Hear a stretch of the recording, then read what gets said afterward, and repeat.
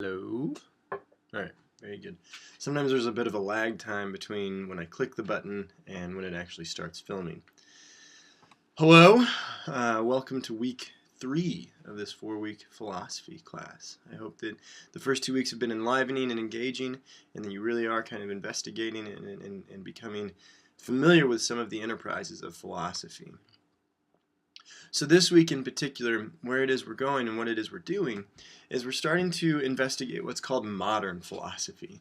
But as we'll see, modern philosophy still only exists or starts to exist in essentially the 15, 16, 1700s. Kind of that's the modern period of philosophy.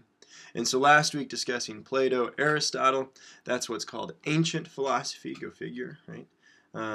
But in particular, now this week and then also a little bit of next week, we will be discussing modern philosophy and kind of the two primary figures in modern philosophy. And there are more, for sure, and if this were a longer class, we would investigate a couple of others.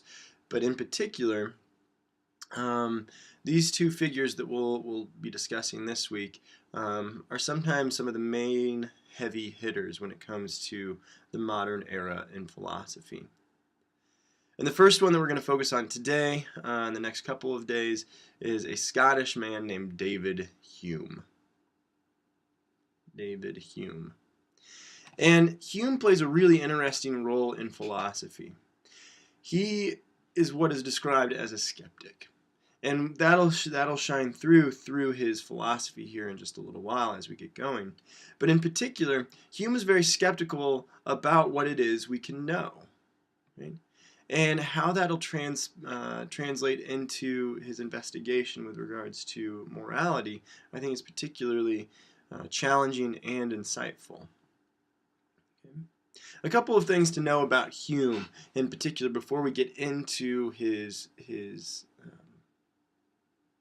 moral theory is that Hume is, and as you can see in the lecture notes here, what I have written under the first point there, is that Hume is a die-hard empiricist. And recalling from 2 weeks ago when we were introducing the branches of philosophy, we had epistemology, right? We had epistemology, the study of knowledge, what it is we know, how it is we know it, and do we really know anything at all? And then under that, we have two kind of areas of epistemology. We have empiricism, which claims that all of our knowledge is derived from experience. And then we have rationalism, which claims that all of our knowledge is derived from reason. Not all, rather. Sorry, that was misconstrued. That some of our knowledge is derived from reason or independent of experience. I apologize about that. Okay? But for Hume, he is a die-hard empiricist. That all of our knowledge, everything it is that we think we know, is derived from experience. Everything. Okay, he's claimed that our mind is a tabula rasa, which means blank slate, as if to be written upon. Okay? And there's other philosophers, other psychologists that will claim the same thing with regards to a tabula rasa. But in particular, right, and you can see that here, a blank slate which to be written upon. And we write on our tabula rasa, our blank slate, by experiencing the world in a variety of ways. Okay? And so for Hume, if we're to do any epistemological digging, epistemological investigation, right, about how it is we know, what it is we know, and do we know anything at all, well, we know it through our experience. And I gave that example 2 weeks ago of the child walking around the house, right, seeing the coils on the stove, throwing their hand on the stove, and ultimately burning themselves. Right? That is a very punctuated experience that's going to cause a lot of connections in one's mind about those coils, the feelings, and everything that happens with that example. Okay? And so for Hume, everything is derived from experience.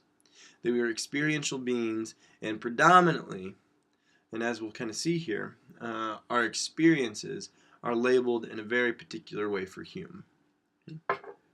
Now, your excerpt comes from this giant book, so you're welcome for not, requiring this for your 4-week.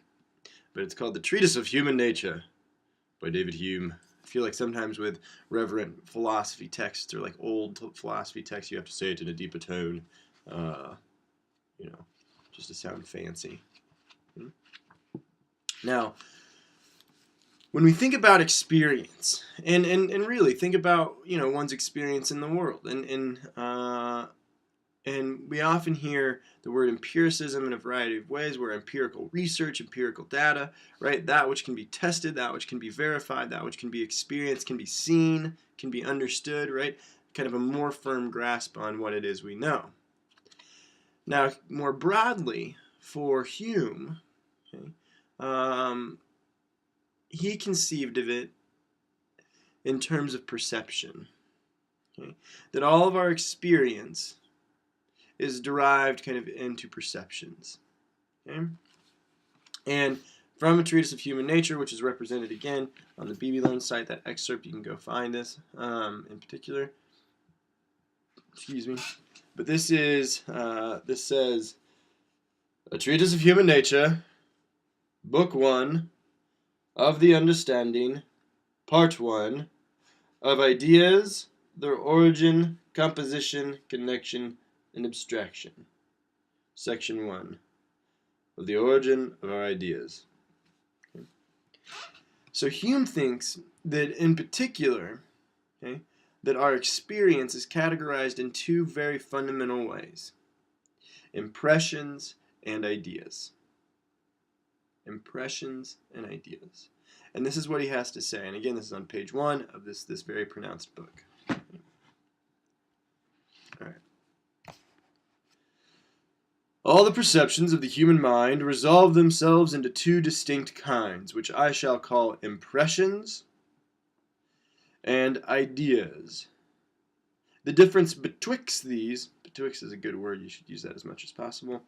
The difference betwixt these consists in the degrees of force and liveliness with which they strike upon the mind and make their way into our thought or consciousness. Those perceptions which enter in with the most force and violence we may name impressions. And under this name I comprehend all of our sensations, passions, emotions, as they make their first appearance in the soul. And when he says soul, he doesn't mean it in any sort of religious context. Hume, maybe I should have mentioned this earlier, is one of our most notable atheists. That not only we'll cover in this 4-week class, but also in Western philosophy as a whole. His atheism is pronounced. It did not win him lots of favor or praise in the 1700s. So he was actually ridiculed for it and wasn't taken seriously because of his atheism. And moreover, I think some of his atheist skepticism is understood pretty clearly in his philosophy. So, sorry I failed to mention that a moment ago. But nevertheless, he says, those perceptions which enter in with the most force and violence we may name impressions, and under this name I comprehend all of our sensations, passions, and emotions. By ideas, I mean the faint images of these in thinking and reasoning. By ideas, I mean the faint images of these in thinking and reasoning. And so what Hume is getting at here is that he's thinking and he's kind of claiming that all of our knowledge, right, derived from experience, that if we think about kind of experience as this broad level, okay, we have experience, and our experience is kind of resolved into perceptions, right? We see, we smell, we taste, we touch, we hear, right? All of the world around us we experience primarily through the senses, right? And through our perception, there's kind of two fundamental areas of our perceptions for Hume. One is impressions, and the other is ideas. Now the thing is that impressions lead to the formation of ideas. Impressions lead to the formation of ideas. And impressions, as he claims, are those in feeling, sense, and well, let's just get it right here. all of our sensations, passions, emotions. All of our sensations, passions, and emotions. And so what we're going to get here with Hume is often what's called a very kind of emotivist approach with ethics, right? That a lot of it, not a lot of it, it is based on how we feel. Okay? And so what we're going to do is I'll pause here and we'll go to the next video here in a second. But the way that we understand Humean philosophy, and especially Hume's take on morality and ethics, is it's based on feeling, based on how it is one feels. And that ultimately what we do and what we experience is first we have impressions of something that lead to a formation or an idea of that thing. Okay? So more on that in the next video.